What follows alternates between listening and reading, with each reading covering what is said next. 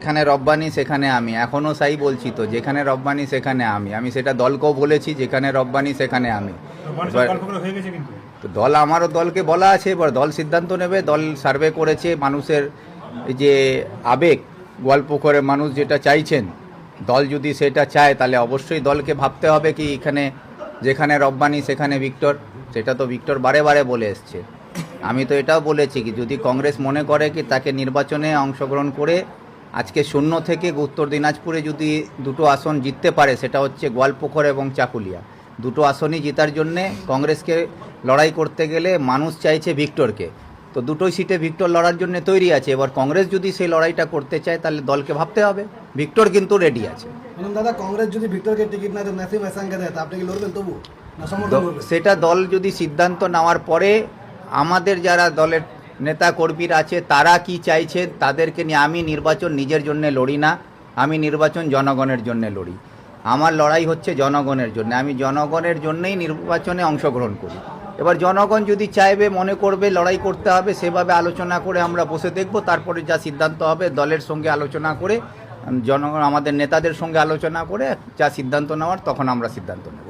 বুঝলেন দাদা, সেদিনকে ইসলামপুরে আপনার সমর্থনে যারা সমর্থন করছিলেন তারা নাকি কংগ্রেসের কর্মী নাই, নাসিম হাসান ব্লক প্রেসিডেন্ট, এই বক্তব্য রেখেছেন, কি বলবেন তার পরিপ্রেক্ষিতে? কে কংগ্রেসের কর্মী, কে কর্মীরা, এটা কোনো একজন ব্যক্তির বললে ঠিক হয় না। নাসিম হাসান সাহেব কংগ্রেসের প্রার্থী যখন হয়েছিলেন তারপরে উনি তৃণমূল দলও নাম লিখিয়েছিলেন, সেটাও আমরা দেখেছি। আর এখনও তৃণমূল দলের বিধায়ক মন্ত্রীর সঙ্গে তালে তাল মিলিয়ে পেট্রোল পাম্প খুলে নেওয়া হচ্ছে, তার কেসের মামলা সরিয়ে নেওয়া হচ্ছে, এইসব অনেকগুলো ঘটনা আছে। সেই জন্য অত খুলে আমি বলতে চাই না, কি কারো ব্যক্তিগত বিষয়ে আমি যেতে চাই না। কিন্তু এটা গোয়ালপুকুরের মানুষও জানে কে কতটা কংগ্রেস আছে, কে কতটা তৃণমূল আছে।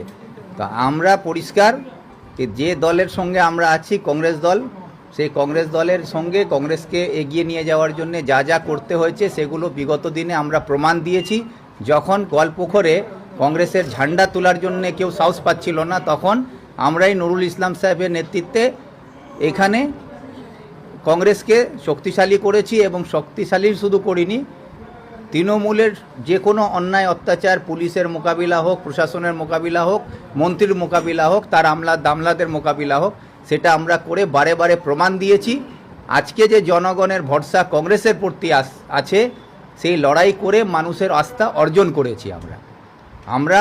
যারা বলছে কি এরা কংগ্রেস নয়, তো কংগ্রেসের জন্যে যারা বলিদান দিয়েছে, যারা ঘাম ঝরিয়েছে, তাদেরকে আজকে যারা বলছে কি তারা কংগ্রেসই নয়, তারা নিজেকে আগে আয়নাতে গিয়ে দাঁড়িয়ে দেখুক, তারা আগে নিজের চরিত্র সম্বন্ধে দেখুক, রাজনীতিতে তাদের যে অস্তিত্বটা কোথায় আছে। গোয়ালপুকুরে মানুষের পাশে কোথায় আছেন ওনারা, মানুষের জন্য কোথায় লড়াই করেছেন, কোন আন্দোলনে, কোন কর্মসূচিতে, কোন থানাতে, কোথায় ওনারা দাঁড়িয়েছেন, একটা মানুষের পাশে দাঁড়িয়েছেন, কোনোদিন কথা বলার সাহস হয়েছে?